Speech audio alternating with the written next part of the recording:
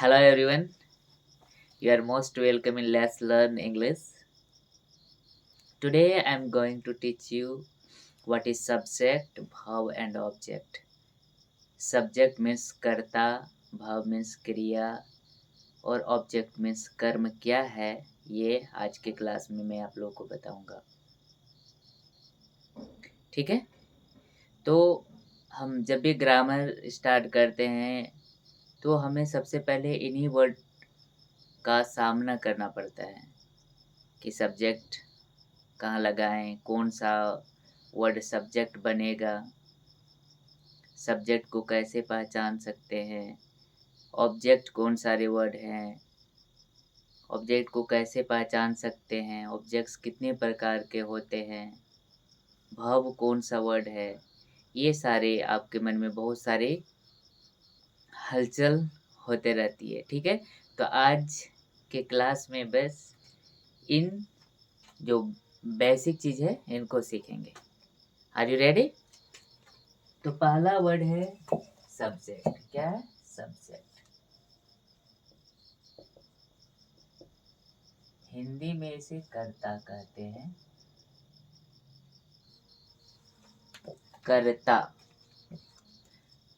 काम करने वाले को कर्ता कहते हैं। क्या? काम करने वाले को कर्ता कहते हैं। In English that is said doer is called a subject.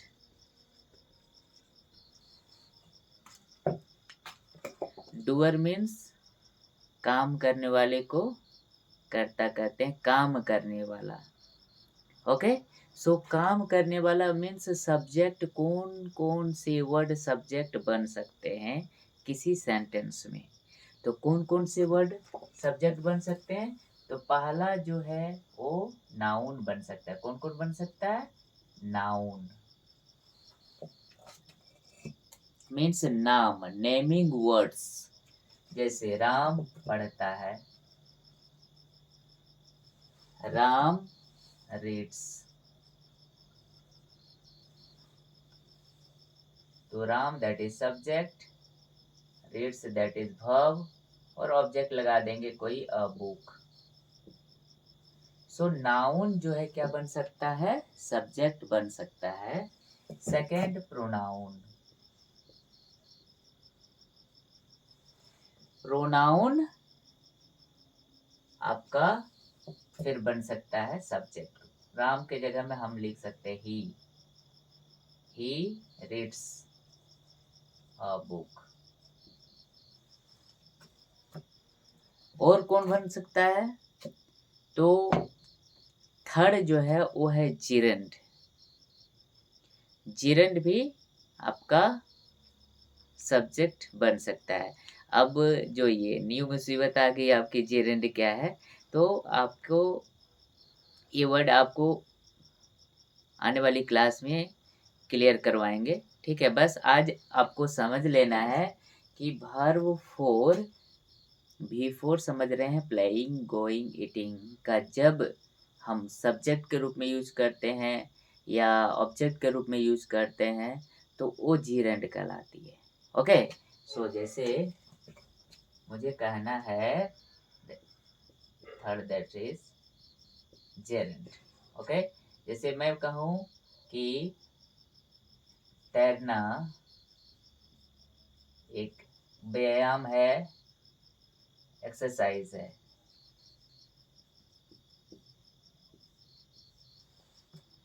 तो जब कोई हिंदी वाक्य आपका क्रिया के मूल रूप से शुरू हो, क्रिया का मूल रूप का मतलब हुआ आपका पढ़ना, लिखना, उठना, दौड़ना, धूपना। ओके, ना आना चाहिए उस वर्ड में, क्रिया के मूल रूप में ना आता है। ठीक है, तो अगर उसी वर्ड से शुरू हो, यानी पढ़ना जरूरी है, एक्सरसाइज करना जरूरी है, खाना जरूरी है, ओके, इंग्लिश बोलना आसान है, तो ऐसे वर्ड जब आप आ जाए आपको सेंटेंस में, क्रिया का मूल रूप से अगर शुरू होता है तो उसको हम लोग जिरेंड से शुरू करते हैं, बिफोर से शुरू करते हैं। ठीक है, तैरना, तो स्विमिंग। एक्सरसाइज है, इज एन एक्सरसाइज।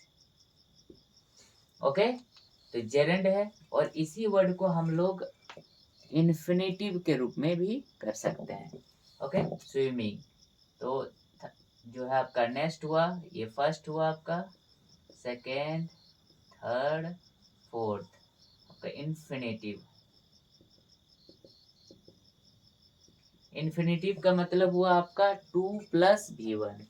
स्विमिंग के जगह में हम ऐसे लिख सकते हैं, to swim is an exercise. Clear? तो कौन कौन सब्जेक्ट बन सकता है? पहला तो noun, second pronoun, third gerund and fourth infinitive. 4 चीज, ठीक है। और एक बन सकता है, कौन? That is the clause. What is that? Clause. Clause क्या है? क्लाउज सेंटेंस का पार्ट होता है, या एक प्रकार के सेंटेंस ही है, जिसमें एक वर्ब होते हैं, एक सब्जेक्ट होते हैं। कभी कभी सब्जेक्ट नहीं भी हो सकता, वर्ब भी रहता है। मेन पार्ट है कि जिसमें बस वर्ब हो। Group of words which contain a finite verbs is known as clause. Okay, जैसे मैं सब्जेक्ट के रूप में उसको यूज कर रहा हूँ, क्लाउज को।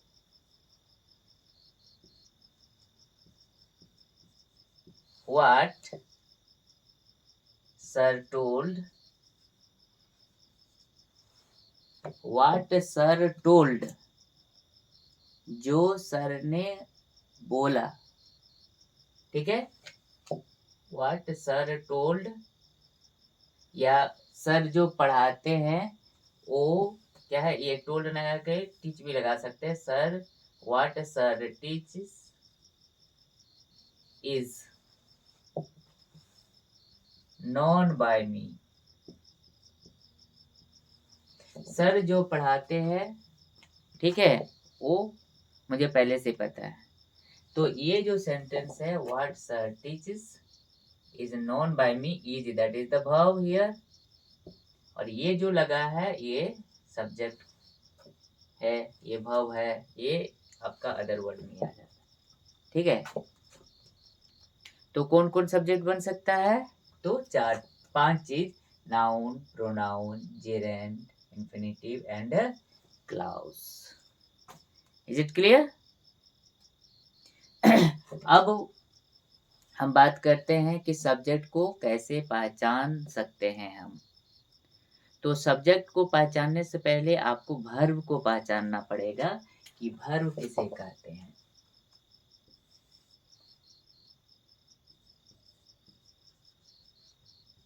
Verb means action word, action words. Okay, जिस वर्ड से काम के करने या होने का बोध हो उसे भाव कहते हैं। हिंदी में बोलते पढ़ना, लिखना, दौड़ना, ठीक है। गाना सुनना, गाना गाना, खेलना, कूदना। मीन्स जिस वर्ड के अंत में क्रिया के मूल रूप में ना आता है, जिस वर्ड के अंत में ना आता है, ठीक है, और जिसे काम करने का बोध हो तो उसको वर्ब कहते हैं। इन इंग्लिश में आपको पता ही होगा, read, write, jump, etc. These are the verbs. Okay, so हम अब सीखने वाले हैं कि सब्जेक्ट को कैसे पहचाना जा सकता है।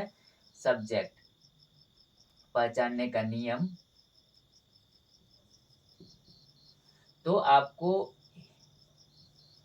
हिंदी में बोलना है कौन, और उसके बाद वर्ब लगा देना, ये आपको सब्जेक्ट देगा। क्लियर? जैसे मैं यहाँ, कौन, इस सेंटेंस में राम रीड्स अ बुक, तो वर्ब कौन है? रीड्स। तो कौन पढ़ता है? कौन पढ़ता है? कौन पढ़ने का काम कर रहा है? तो Ram. So that is Ram is subject. इस सेंटेंस में ही रीड्स अ बुक। यहाँ भी पढ़ने का काम कौन कर रहा है? तो वह ही है, तो ही दैट इज द सब्जेक्ट। ये जरूरी नहीं है कि सब्जेक्ट आपको सेंटेंस के शुरू में ही रहे, सेंटेंस के बीच में भी रह सकता है आपको।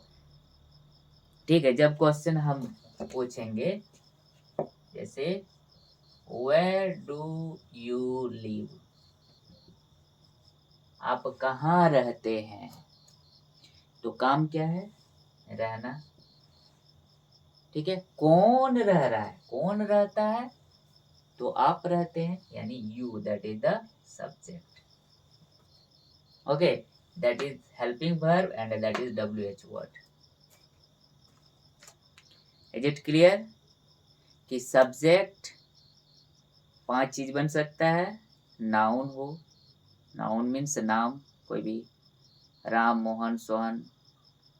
ठीक है, प्रोनाउन हो, he, she, it, I, you, they. Gerund हो, ठीक है, इन्फिनिटिव हो और क्लाउज हो। 5 चीज आपका, 5 जो वर्ड्स है वो आपका सब्जेक्ट बन सकता है। Now we are talking about object. What is the object?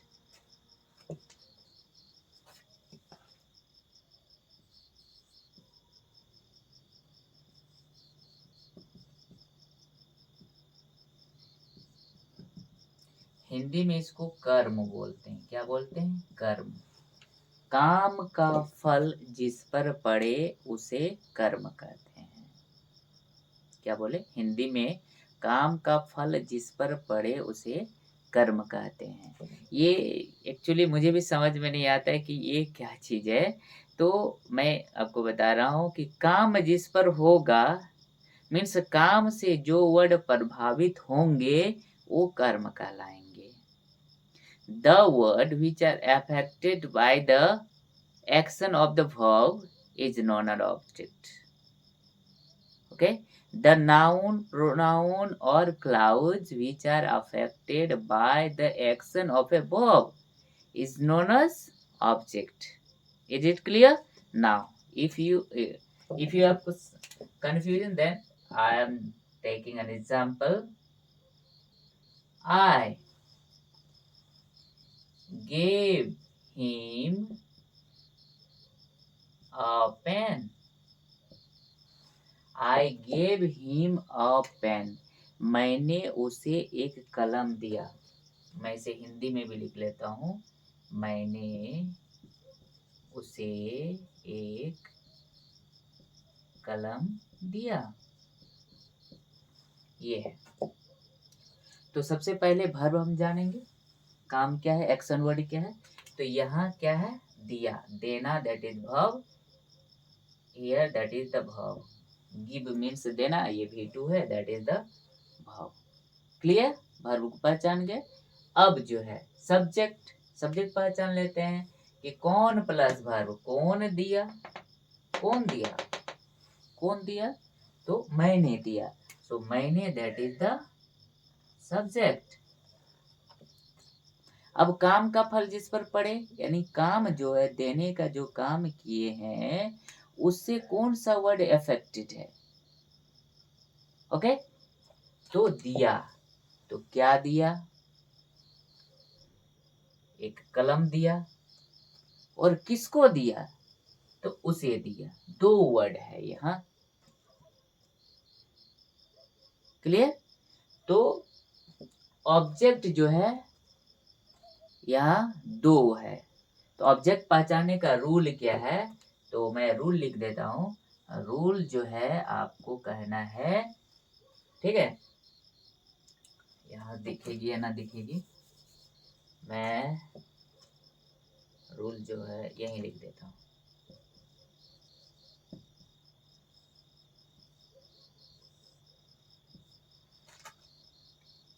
Hindi में क्या प्लस वर्ब आपको देना है, आप क्वेश्चन कीजिएगा, ये आपको ऑब्जेक्ट बताएगी। सेकंड, किसको प्लस वर्ब, ये आपको ऑब्जेक्ट बताएगा। इसका मतलब हुआ कि ऑब्जेक्ट दो प्रकार के हुए। कितने प्रकार के ऑब्जेक्ट हुए? दो प्रकार के। तो कौन सा? क्या प्लस वर्ब। तो जब आप क्वेश्चन कीजिएगा क्या प्लस वर्ब में से क्या दिया, यहाँ क्या दिया, तो एक कलम दिया। वस्तु वाला आएगा आपका, जो वस्तु वाला जो आएगा आंसर, तो उसे हम लोग डायरेक्ट ऑब्जेक्ट कहते हैं। क्या? Direct object. ठीक है। और नेक्स्ट, किसको प्लस वर्ब, किसको दिया, उसे दिया। उसे क्या है? ये आपका इनडायरेक्ट ऑब्जेक्ट बताएगा। क्या ऑब्जेक्ट बताएगा? Indirect object. ये आपका लिविंग थिंग्स से संबंधित होगा, आदमी से संबंधित होगा, कोई लिविंग थिंग्स होना चाहिए। दैट इज, लिख देते हैं आदमी से संबंधित। तो यहाँ डायरेक्ट और इनडायरेक्ट ऑब्जेक्ट कौन हुए? तो एक कलम, दैट इज द, क्या दिया? एक कलम दिया वस्तु वाला, तो ये डायरेक्ट ऑब्जेक्ट। और उसे दिया, किसको दिया? उसे दिया, that is the indirect object.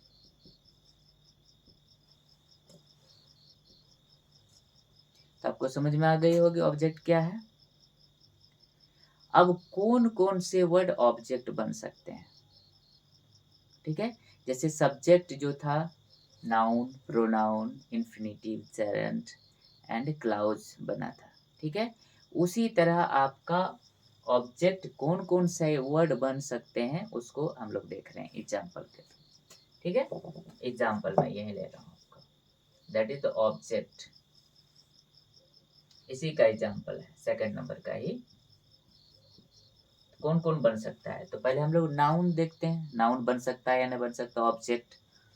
तो जैसे मैं राम को जानता हूँ,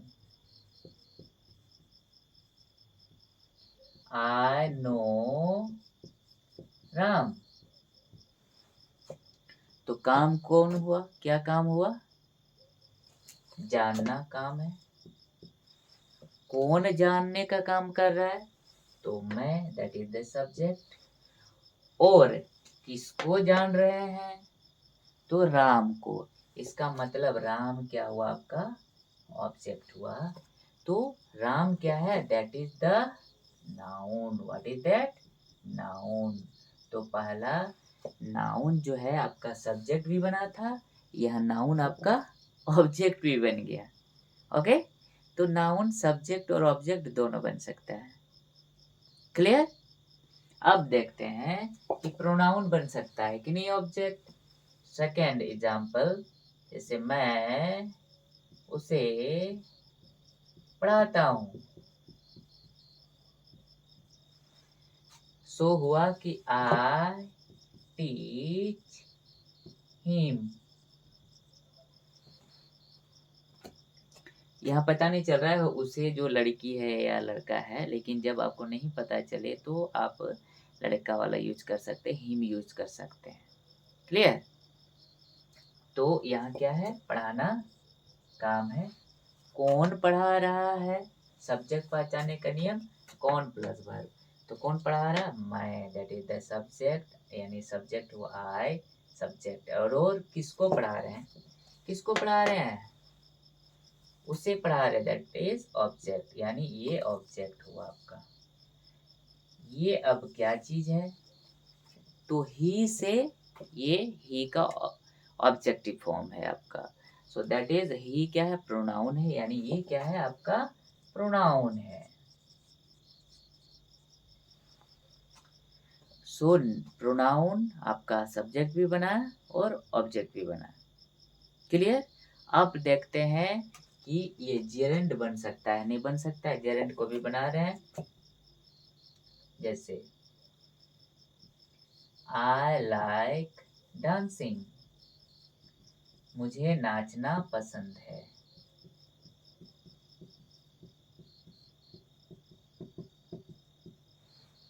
क्या काम है यहाँ? पसंद। कौन? तो मैं।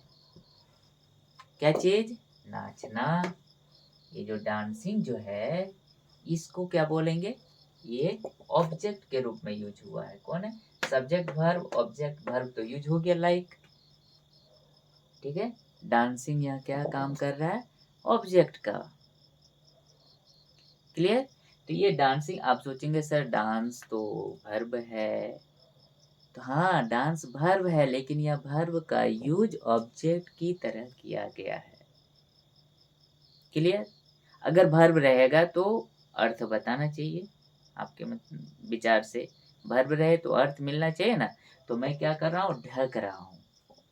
तो ये देखो, ये हिंदी में देख रहे हैं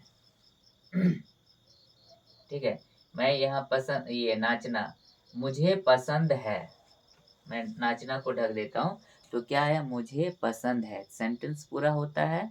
अब सेकंड जो है, मुझे नाचना है, ठीक है, तो ये इनकम्प्लीट की तरह है।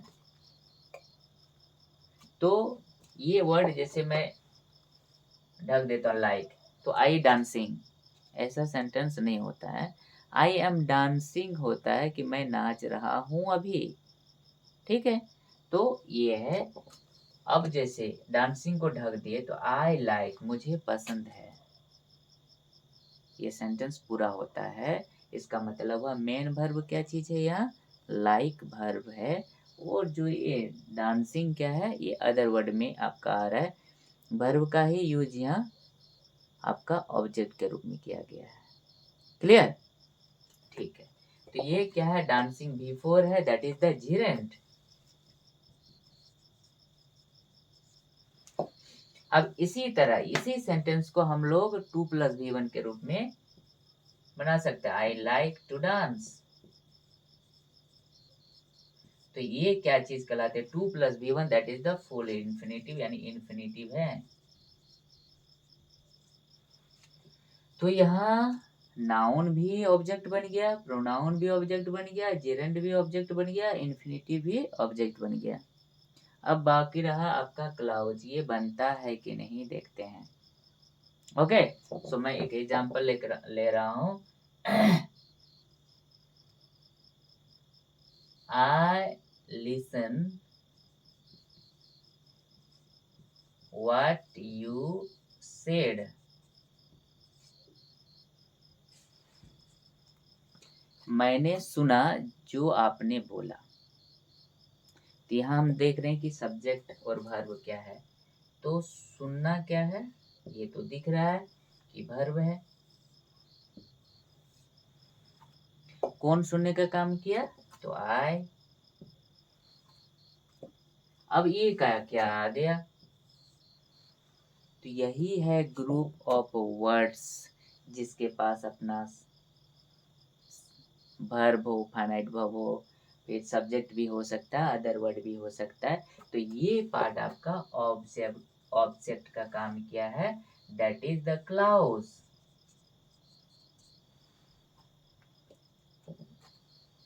क्लियर। कि अब देखे हम लोग ने कि नाउन, प्रोनाउन, जेरेंड, इन्फिनिटिव और क्लाउज ऑब्जेक्ट भी बन सकता है, ठीक है। तो हम रिवाइज करते हैं कि सब्जेक्ट को क्या चीज है, काम करने वाले को सब्जेक्ट कहते हैं, यानी कर्ता कहते हैं, ठीक है। इसमें कौन कौन आएंगे, नाउन, प्रोनाउन, नाउन मीन्स नाम, pronoun means he, she, it, they, we, you, these are the pronouns. Okay, noun, pronoun, gerund, infinitive और क्लाउज, ये 5 चीज आपका सब्जेक्ट का काम करता है। और इनको पहचानने का नियम है कौन प्लस वर्ब।